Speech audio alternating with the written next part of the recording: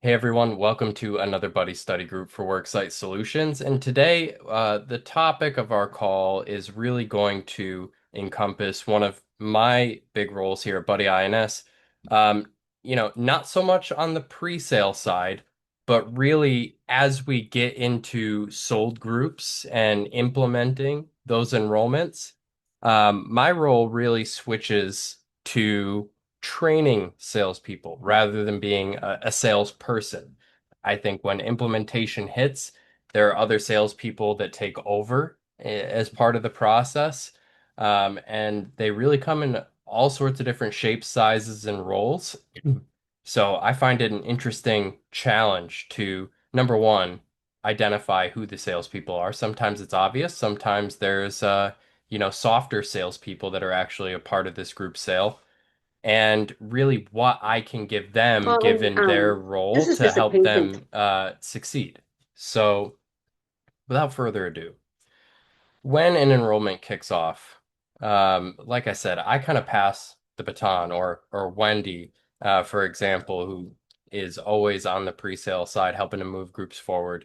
Our roles switch, so I pass the baton over to salespeople, and I'm going to cover kind of three specific roles of salespeople in group long-term care sales. So number one is advocates that are on the inside of the group. Okay, so this could this could be a number of folks. Okay, when we think about employers, advocates on the inside could be a key employee who has experienced some sort of long-term care situation in the past, or just has a really solid why as to why to offer the plan or why to spread the word about it to their fellow employees, their colleagues.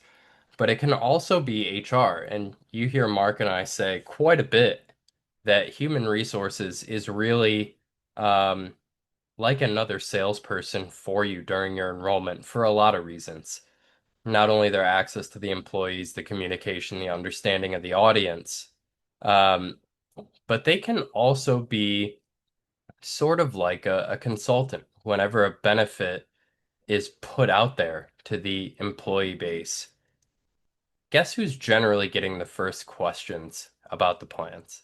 The employees generally don't feel that direct affinity or sometimes have that direct access to a broker.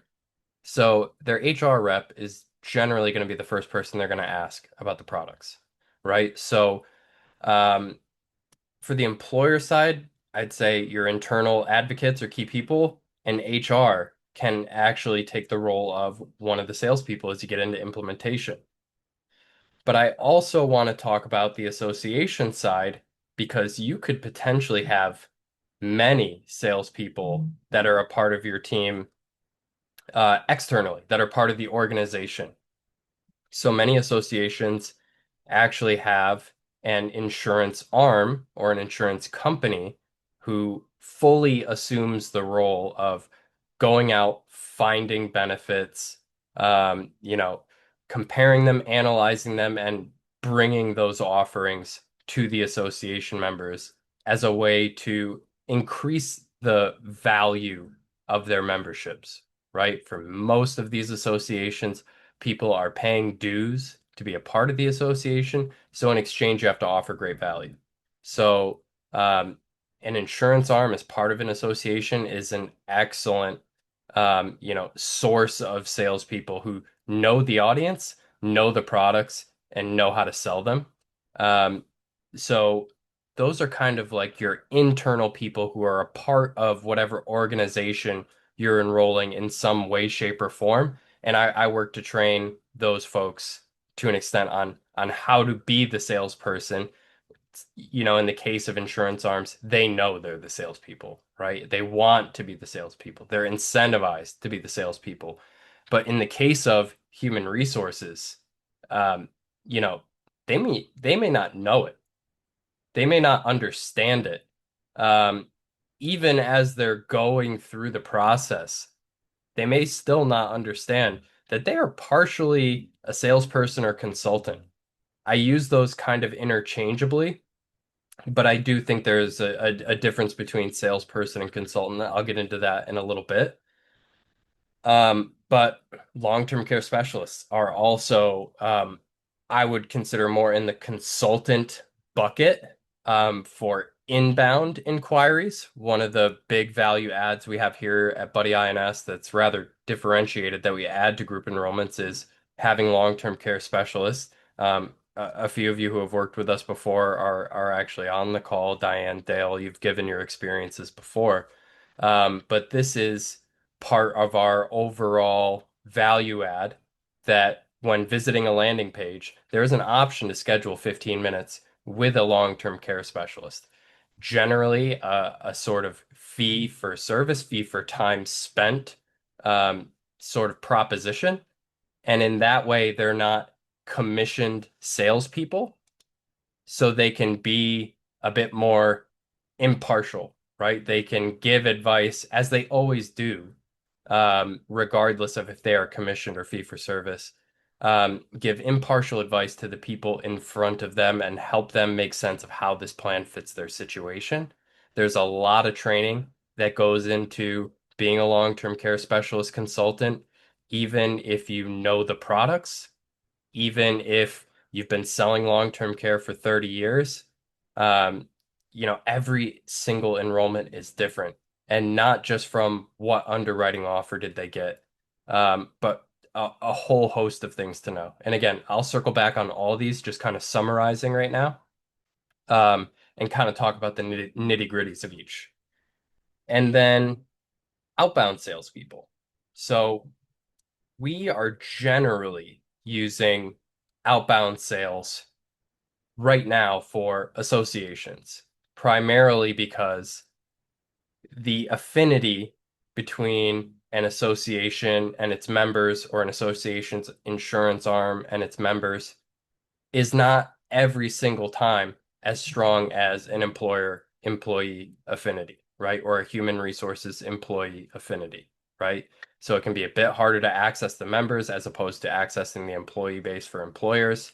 Um, there could be, just massive scale with associations. We've worked with, associations of a few thousand. We've worked with associations of 10, 20,000, but there are associations out there that are 100,000 plus, right? So just the sheer volume of awareness that you need to spread and the sheer volume of communications required actually has us bringing in outbound salespeople, whether there's an insurance arm or not, to act kind of multi-purpose.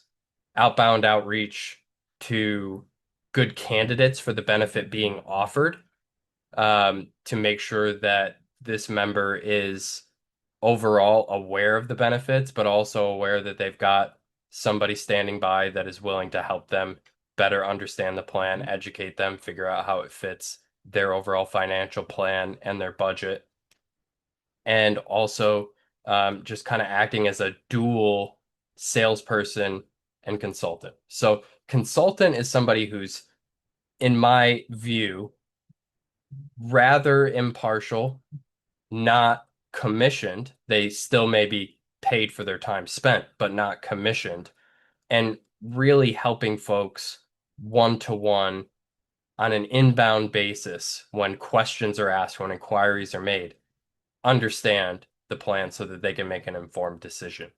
There are some sales elements, sure, of course.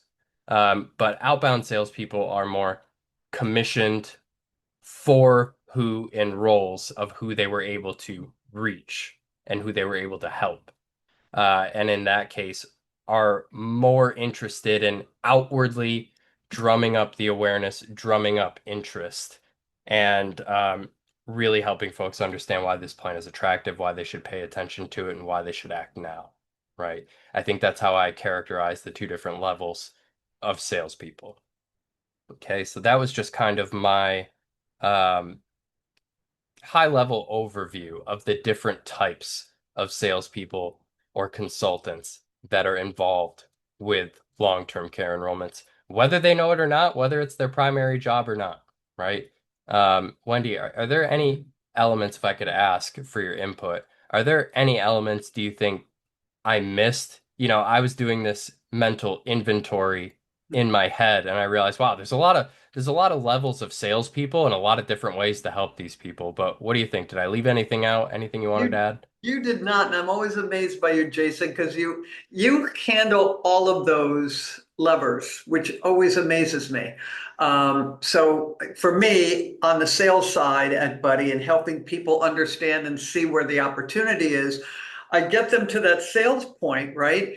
But then they need additional help. And so if it's something that I can't help them with beyond the sale, that's where you come in and you direct them in all ways. And from the very beginning of a sale till the end, till we wrap it up with an enrollment, your hand is in everything. And I'm always amazed. I don't know how you do it, but everybody appreciates it, especially me, who I know it goes off into great hands. So to answer your question, no, you covered all of the layers that I'm involved with, and I'm involved with a lot of them, but your expertise is amazing. Well, I appreciate that. And we all morph, right, throughout these enrollments, going from pre-sale to implementation. You just have to, right? It's a Yeah. completely different ball game once they say yes, right? And it's a tough ball game to get them to say yes, right? So you need very specific skills. You need to involve other people wherever you can, in many cases, to do a job you can truly be satisfied with at the end of the day. Um, but glad my overview hit well. So, in talking about how we train these people, different roles, different levels of salespeople versus consultant, they all need different training because most of these folks that we're actually activating for these purposes, they have a primary job. Even the long-term care specialists that we have for consultations, yes, of course, they're long-term care specialists by heart, they're long-term care specialists by the title of the role in the group space. But they're working on the individual side of the house every single day. So we have to train folks, whether new or returning. There's always something to learn with each new group that comes down the pipeline. So educating about things like how long does the enrollment window last? Who is the audience, right? This is one of the most important things that applies to almost every single one of these roles that I've outlined here.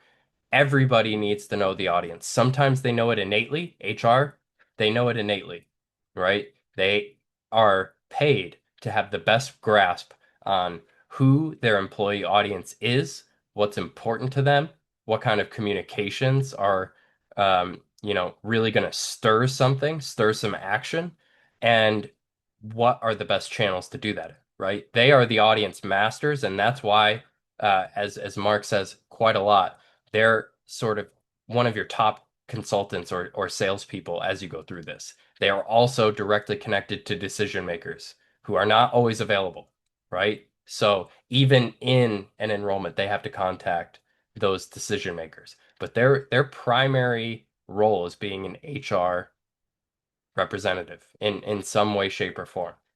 So you need to get them to understand the product because they're first in line to be asked questions. If an employee, for some reason hasn't gotten wind of a landing page we've created or a webinar that we're doing, the HR rep needs to be equipped with those things. I do not expect the HR rep to be a product expert. That is not their role, it's not their realm, and it's going to take far too long to get them there, to be quite honest, without any prior experience with the product. They do have to know how the product works at a basic level, right? They have to be able to at least say, hey, what's this new benefit? If they're asked that, right? They need to be able to at least have a back of the napkin discussion before they hand you off somewhere, right? So they need to be able to explain this is a life insurance product that can be used while you're still alive for long-term care benefits if you need it. Professional caregiving in case you need help getting around and getting basic things done in your life. You know, they don't have to speak with contractual language. They just have to get their employees to get it if they're asking a question, right? The rest of what they need to know is all about doing a great job with the handoff. And that could be a particularly good question that they relay to us, that we may relay to any number of people, right? A specialist, a carrier wholesaler, people of that nature. Um, they need to be equipped with the landing page. At the end of the day, that is going to be the one-stop shop. I promise you, everything you'll need to understand this benefit better is contained within that landing page. But it's also good for them to have a direct connection to either the broker or long-term care specialist consultants if we're using them as part of the enrollment, right? So I think HR, just by their nature, this is what they do with all sorts of benefits and all sorts of employee related issues. They are directing traffic. Traffic is going to come to them. There are lots of reasons why to reach out to HR, so that's who employees sometimes are comfortable reaching out to. They also tend to be people who tee us up on our webinars, right? um, introduce us from time to time with certain organizations. But I think overall, the training we do for HR is how do you become the best director of traffic should that traffic come to you? You're sending communications outward to get them to engage with a lot of our enrollment materials and our education, our webinars. You need to have those things handy. So I'll generally make them a nice little package. Here's some stuff to have handy just in case, break glass in case of emergency. And if there's a question over your head, here are a couple of people that you can turn to. And if we don't know that answer specifically, we can find that person for you. Yeah, go ahead, one. So I just wanted to add in because Jason, of all the enrollments we've done and of all the people that we've worked with on the group side over these years, I can't name one HR individual that was a man. Can You heard you? I can name exactly one. And we've had hundreds. And we've And had that's the hundreds. beauty of HR because these women get it. They've seen it firsthand. So you don't need to go that much in depth when you're talking about long-term care because they already know it. But to your point, Jason, give them those basics to just, relate because most of them have been in that caregiving situation or have seen it even from afar, even from a distance, but they understand that. But just really clear, concise, what you've done, what I do is just help them with that simple. And once you trigger that, they're like, oh, I know exactly what you're talking about. You can help us with that? 100%. And I will say, even though I do know of one male HR exec we've worked with, I will say that an overwhelming majority of the HR teams we've worked with have been 100% women. And by no coincidence, they're very diligent, they're very on the ball, and they take care of what they have to. Like, bar none. It's incredible the consistency we see from HR teams. And of course, that is their job description, consistent, organized. But man, so many of the HR teams we work with just do it so, so well. So I mirror what you're saying 100%. It's also about for HR teams, I think. Yes, you are kind of a resource holder. You are director of traffic. Um, but at the end of the day, you're sending out the communications. It's a collaborative effort, but you also have to help us help you as an HR exec or an HR representative. Because, excuse me, sorry. Um, Dealing with a little sinus infection, excuse me. Um, So you need to help us help you. And they do that. I will say that you have to know what you want and what you need and be able to communicate it. So I think just opening up that avenue as well helps them be a good salesperson, right? They are helping us set the stage perfectly for awareness, education, participation, right? They are actively setting up that stage that we will be performing and doing our thing on, all of us that are involved in the enrollment. So I think that's a salesperson consultant element as well, that they're kind of setting the stage for good results. And they do that by here is how everything normally works, and things normally work pretty well, right? We get that version of the conversation quite a bit.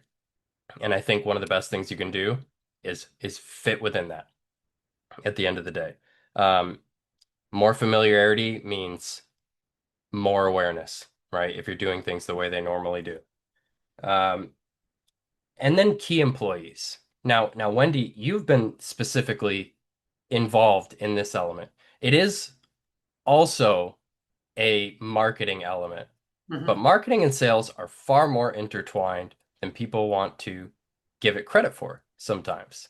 And one of the things that you do very well on pre-sale is you figure out which of these key employees, be it executive, CEO, business owner, whoever it is, who's got a story to tell, who's got a really solid why, and who can kind of be, again, another lead communicator and therefore salesperson. And I know whether you've kind of wound that person up and watched them go, uh, or you've done something like record a video with that decision maker about their long-term care story or why they're excited to offer this benefit.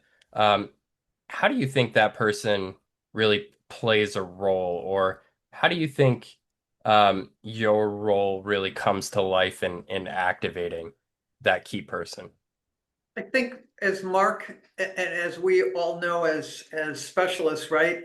Finding that advocate, and there is somebody in that company, and usually it is HR, who has the ear to the ground of the executives, and those executives have come in late to work as well, have left their jobs for a couple of weeks, not to take a vacation, but to really help manage a caregiving situation. And most of those executives in the lines that I'm looking at are 45 to 55 years old who have an aging parent. And so they're caregiving from a distance, helping financially and all that. And they do bring that to the HR because when we've talked to HR, they're like, I've had an experience, but you know who has? The CEO here. I'd love for you to meet him. And so that happens kind of organically, I think. It's so important. It's just like when you and I go into an individual sale.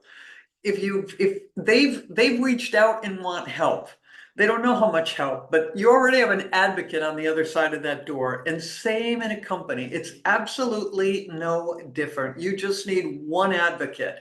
And that person spreads it throughout. We've known that, right, Jason? I mean, just working with groups, you find one advocate, two advocate, executive carve out. Those, if you're not twisting the arm for executive carve out, you've got one or two, and sometimes in the case that I'm working with, the case right now, all four have had an issue, a long-term care issue. And they're just like, where do I sign up? It's ER funded. Yes, let's do it. So finding that and staying with it, I think that communication, constant communication, not to be annoying, but just that relationship so that they always know that you've got their back.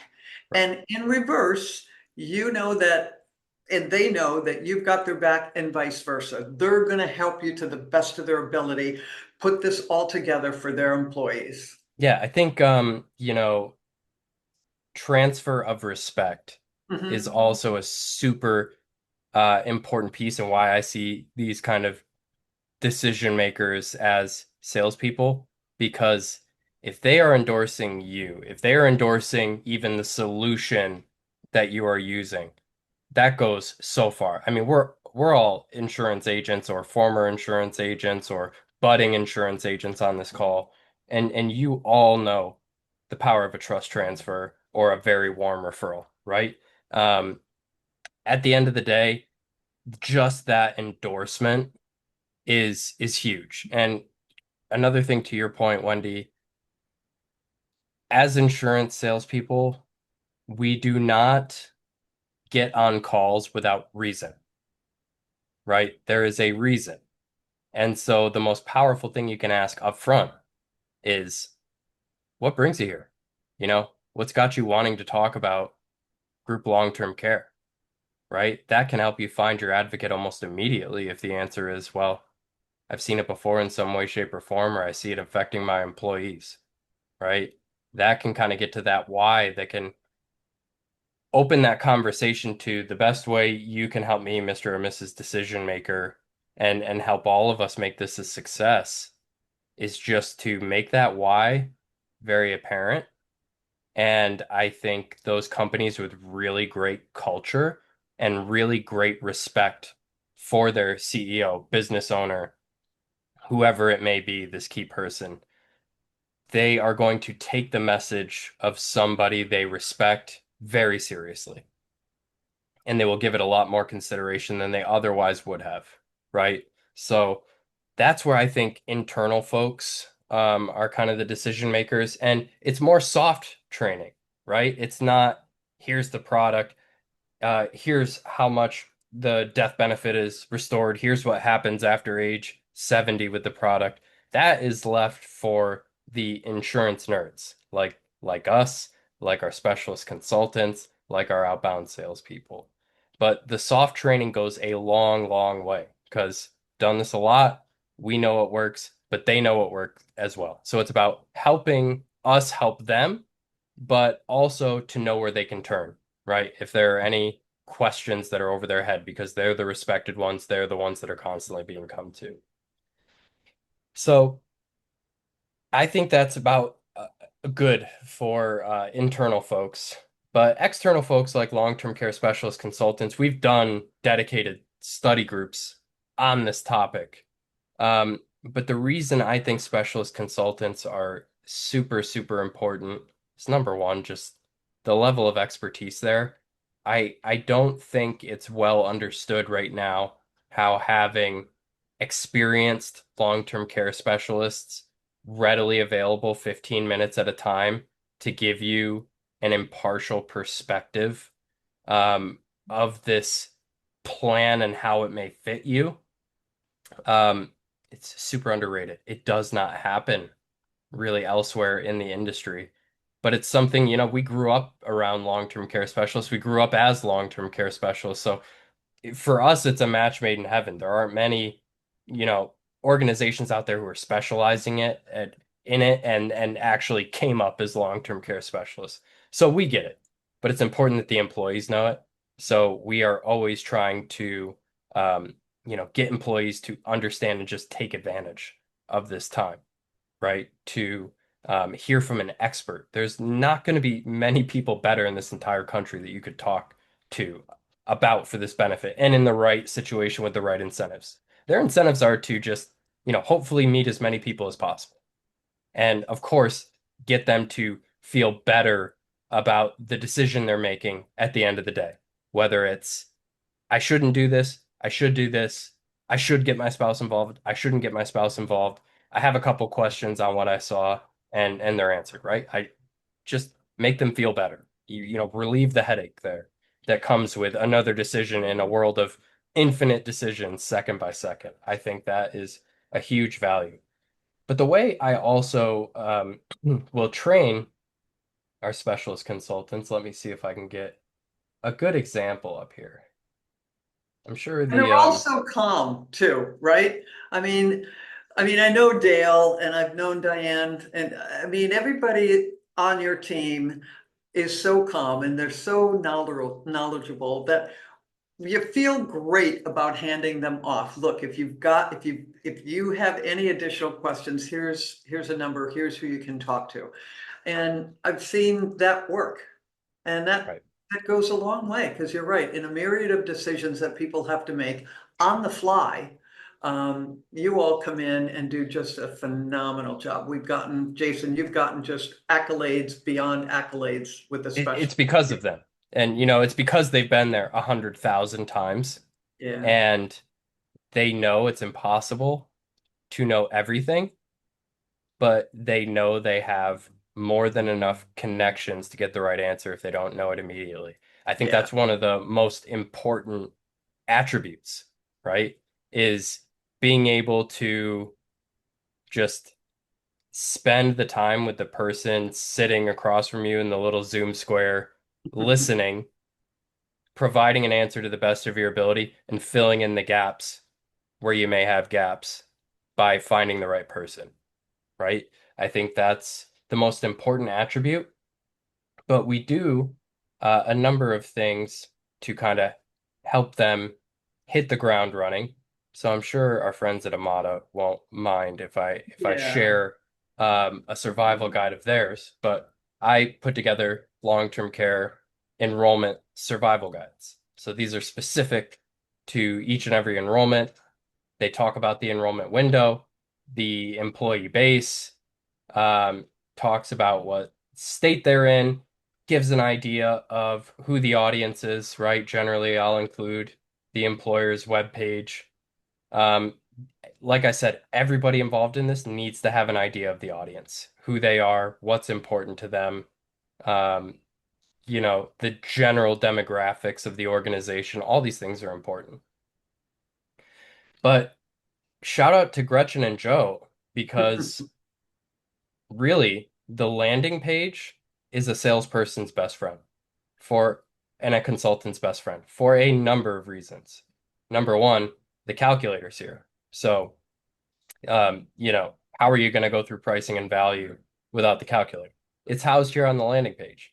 But also, I know Mr. or Mrs. Employee, we only have 15 minutes together. So I want to make sure you know all of the benefits contained in here that are available to you that can help you with this decision making. And of course, I'm standing by if you need me again. Hopefully, we get all your questions covered on this call. But remember, you're going to go here to enroll. You're going to go here to, go through any other scenarios in the calculator that we don't cover here. You're going to get an idea of the enrollment window. You're going to get recorded webinars here, right? Hey, just so you know, we're doing a webinar in 1 week at this time. You should check it out because we're going to go even more in depth. It's going to be an hour, right? If you feel like you need more time, that could be a great way. Ask some questions in the chat. But obviously, you start with the employees' questions first, and you can leave them behind with all of this. There's a AI chatbot here to help answer questions for you. Who's eligible? Well, the chatbot can tell you. But we also have FAQs, lots of other educational materials. You know, I can totally, totally empathize with our long-term care specialist consultants because it can be hard to keep everything into 15 minutes of discussion when you feel like you have to explain the whole concept and world of long-term care starting from 101 for some folks. And I think that's where the landing page really comes into play, where the survival guides, let me open that back up, where the survival guides can help you with really, really quick answers to certain things, like who's eligible for what based on status and the underwriting offer, health questions in case somebody's thinking about applying for simplified issue or needs simplified issue underwriting, product mechanics, right? I mean, we're not always using the same product. We're not always using the same plan design. So there's merit to answering these questions for every single enrollment, even if you feel like you know the product like the back of your hand, right? So these are some of the ways we empower consultants. It's a bit too deep dive, obviously, for HR folks. HR folks, we give them a tour of the landing page, obviously, show them all those resources. They can help direct traffic in that way too. We show them how to get to the specialist, but we're not going as deep into product as we are here. Maybe a light tutorial on there's a calculator here and here's what it does. Um, I'm going to be honest, these folks don't have an insurance background, these HR execs, most of the time. So a lot of stuff is going to go in one ear, out the other. You got to be really selective as to what you put in there that's going to stick, what you choose to make your impression with your education to them. Because we're getting more and more requests, Wendy, even for one of our larger partners, the groups we work with there, almost every single time now, we're giving a webinar to HR before we're giving a webinar to employees.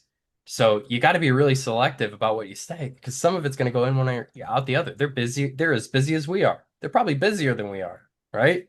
Um, so you gotta really pick your spots and you gotta really give the right people the right information so that they can all be salespeople of their own, so to speak.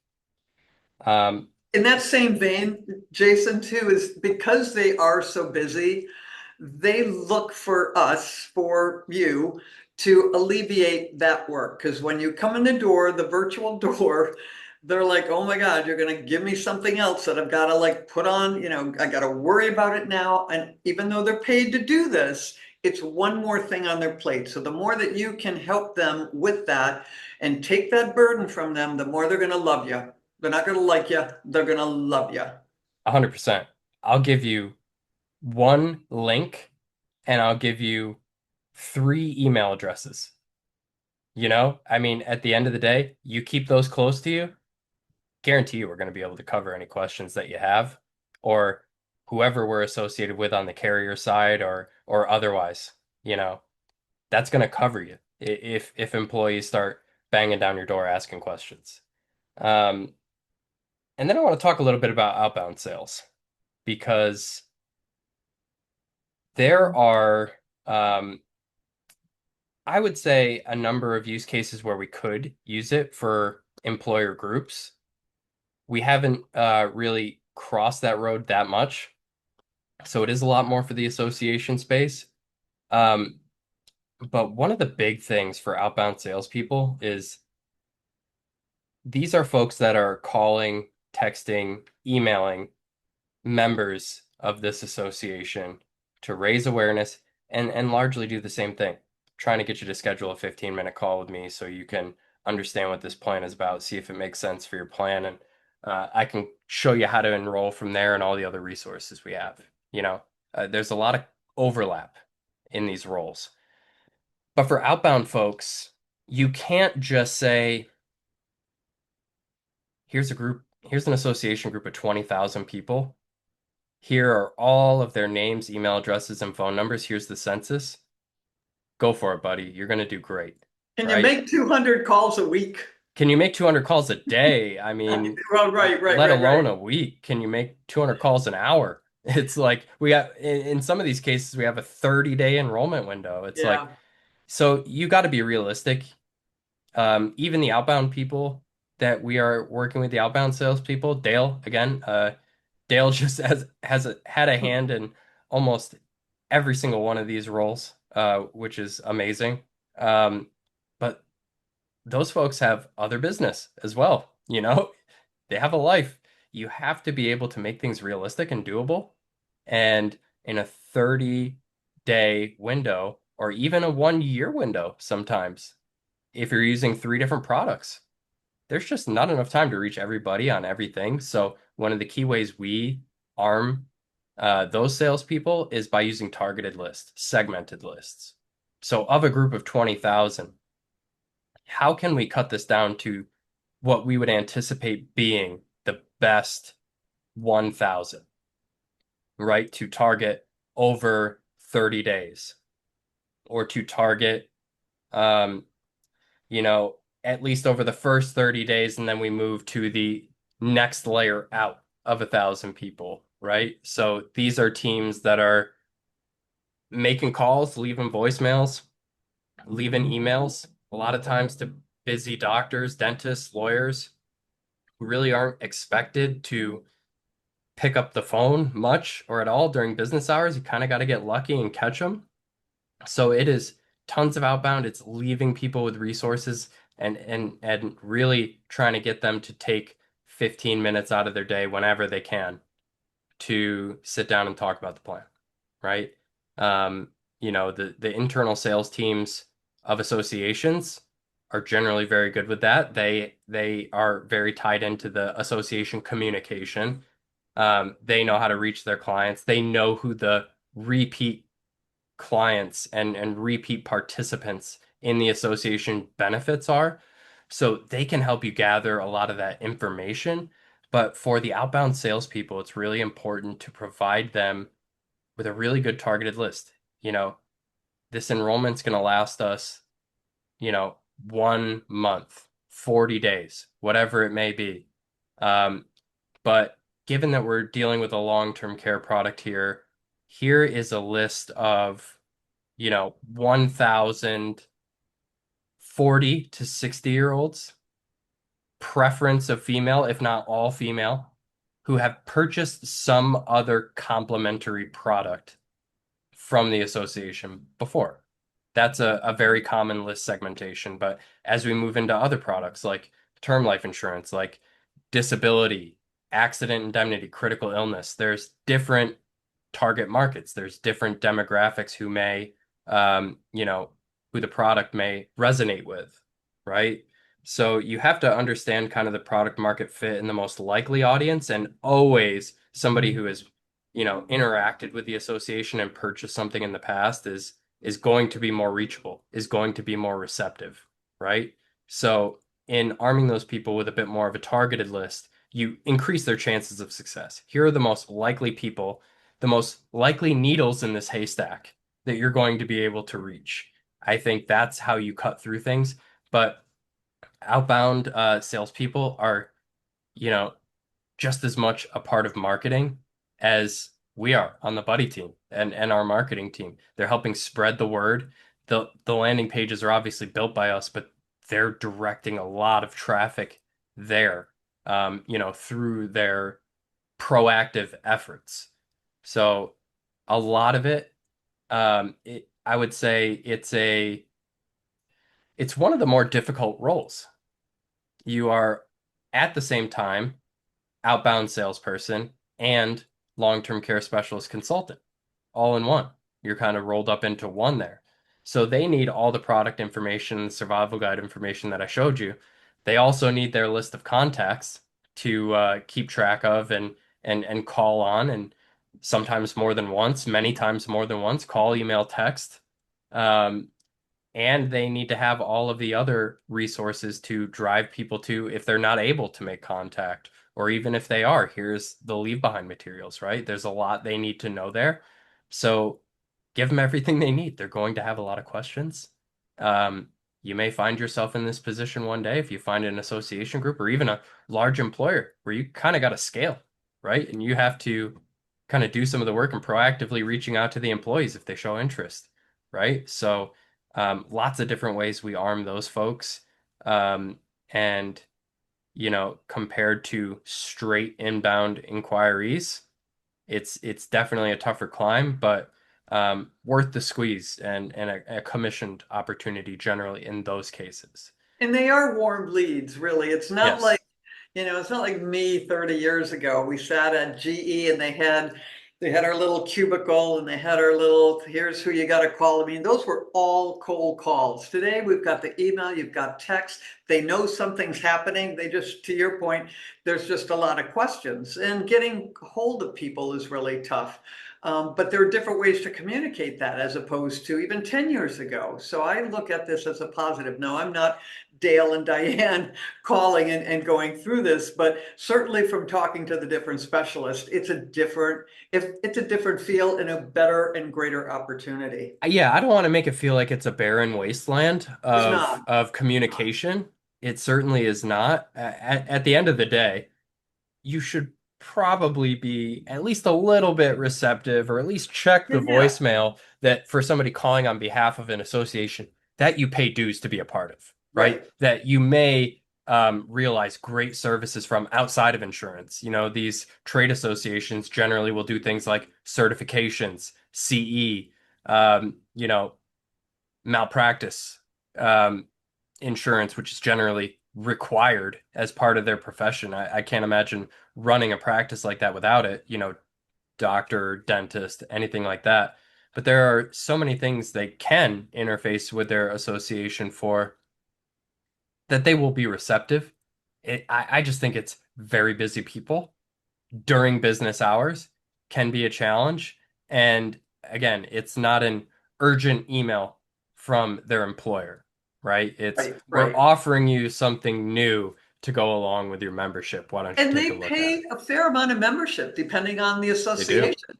So these men and women that are members look at this and go, God, I have this membership and look at what they're providing me. I need to learn about that. I've found that more with associations than on the employer side. So the associations, these people get ramped up because again, they're paying a dues and they've been paying them over years and they are astounded, especially on the long-term care front where they have not had the opportunity to have even the discussion, let alone the opportunity to actually buy a guaranteed issue product on the LTC side. And a lot of members, yes, depending on the association, dentists are young. I mean, they're coming out of school, but you've got a huge group of associations, doctors, lawyers that may have a policy, may not have a policy out there, but then this comes along and it adds to what they've got, or many these young doctors that are in their 40s just paying off their doctor loans now. My husband, who took, I mean, Bernie's an attorney, it took us 8 years to pay off his law. Now they're in the place that, God, I can do something. And Right. this, again, the association is providing the members with something really amazing. First of all, Bernie the attorney is Bernie the attorney, that's a song. Did you know that? if he did not I did It's not a know that, song. but It's a also song from the 50s. if he did not have a billboard that said Bernie the attorney, No. my gosh, maybe a little missed opportunity. But I will say it's a good point you make. Um, a lot of those higher end trade associations tend to find themselves early in their career in a place where they can now put all their ducks in a row after they pay off their school and their practice, reaches sort of a critical mass. Um, but also those internal insurance organizations who do it really well actually are helping in the education of these folks to become excellent financial services consumers. So you will find an extremely educated audience That's true. if the Yeah. association is doing it well, and you will find people who are very sharp, ask sharp questions, and have been served so well by the association that you will often hear the question as we've gone to a couple of conventions for associations. They'll ask, you know, what don't I have yet? Is there something I should have that I don't have?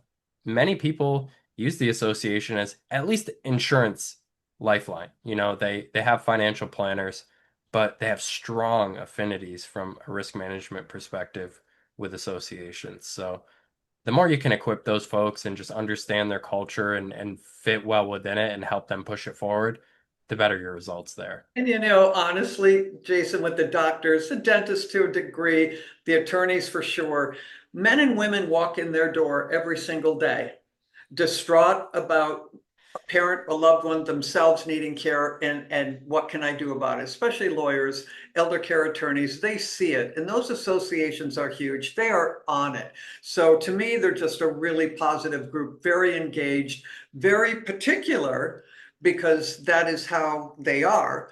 But I admire that. I love that. They're very strategic, and that's what we provide there too. Yeah, totally agreed. Um, that's about all I had to go over, to be quite honest. Um, and yeah, Jackie, to the point you made in the chat, it's really about, I think, having the confidence in speaking to any layer of person who is involved with a group enrollment, that we have the connections to your answers, if not the answer directly. Congratulations, by saying yes, you know, your headaches are going to be taken care of. Mhm. Um, you know, we have so many layers of people who are available to help, and all of those people have help behind them. So that helps you set the stage for a really great and really optimistic attitude, and that is super, super contagious. It plays out in enrollments when everybody feels like they are covered.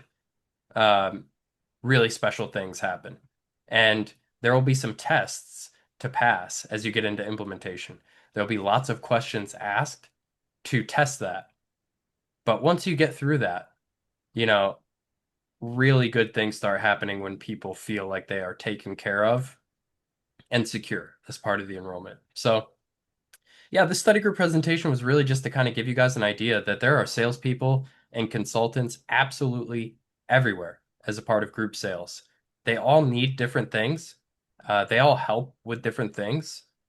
There's obviously a ton of overlap between their respective roles, but they all come together and are extremely synergistic.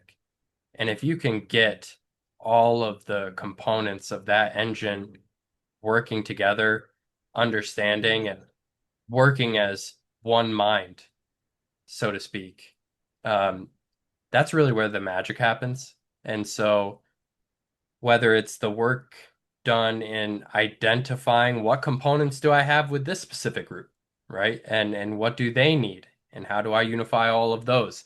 That's really Um, that's really your key to success. That's really what you should be trying to do if you are account managing or working on implementation. So, hope you guys found some value in that.